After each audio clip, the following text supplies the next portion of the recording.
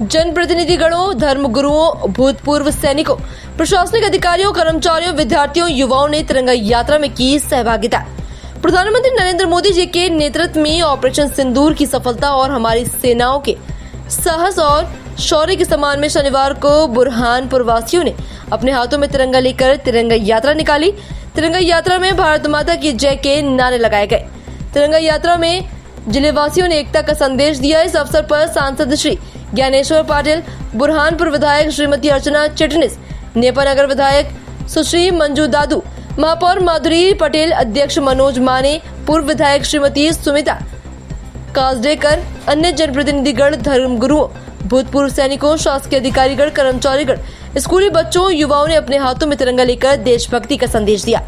आयोजित यात्रा में विद्यार्थियों द्वारा भारत माता और सेना के जवानों को सम्मान दिया गया। देशभक्ति गीतों और पुष्प वर्षा के साथ तिरंगा यात्रा कमल चौक से शुरू होकर गांधी चौक, फव्वारा चौक, बाई साहब की हवेली, तिलक चौराहा होते हुए कमल चौक पर ही संपन्न हुई।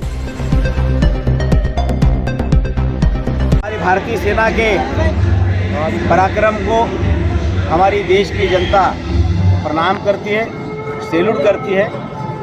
जिस तरह से पाकिस्तान प्रशिक्षित आतंकवादियों ने हमारे देश में अराजकता फैलाने का जो दुस्साहस किया था, हमारी बहनों का सिंदूर उजाड़ने का जो काम किया था, हमारे देश की सेना ने पाकिस्तान में जाकर जो आतंकवाद के अड्डे हैं उन अड्डों को समाप्त करने का काम किया है। और बगैर किसी हमारा एक भी जवान किसी प्रकार की किसी को कोई चोट तक नहीं आई और उनके घर में जाकर घुसकर उनके अड्डों को समाप्त करने का जो काम किया है, उस सेना के सम्मान में, हमारे जवानों के सम्मान में पूरा देश एकजुटता के साथ भारत माता की जय करते हुए तिरंगा यात्रा का आयोजन हमारे देशवासियों ने किया है।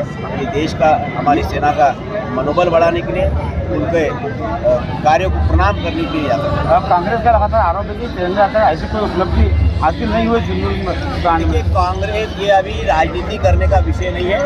कांग्रेस को जो बात बोलना है उनके मन से बोले, लेकिन आज सेना ने जो गौरव के साथ जो देश का सम्मान बढ़ाया है, और वही सेना पहले भी थी, वही सेना आज भी है। हमारे देश के प्रधानमंत्री माननीय मोदी जी के नेतृत्व में हमारी सेना को खुली छूट दी। उसी का परिणाम है कि हमारी सेना ने, हमारे सैनिकों ने पाकिस्तान में जाकर उनके आतंकवाद के अड्डों को समाप्त करने का काम किया है। हमारी सेना के सम्मान में पूरे देश के अंदर इस तरह का तिरंगा यात्रा का आयोजन किया। एक तरफ सम्मान, दूसरी तरफ बीजेपी के नेता लगातार सेना का अपमान कर रहे हैं, मर्यादित भाषा का प्रयोग कर रहे हैं। इसको किस तरीके से? इस विषय में हमारा संगठन बराबर नजर बनाए और संगठन का विषय संगठन इस पर चर्चा करें।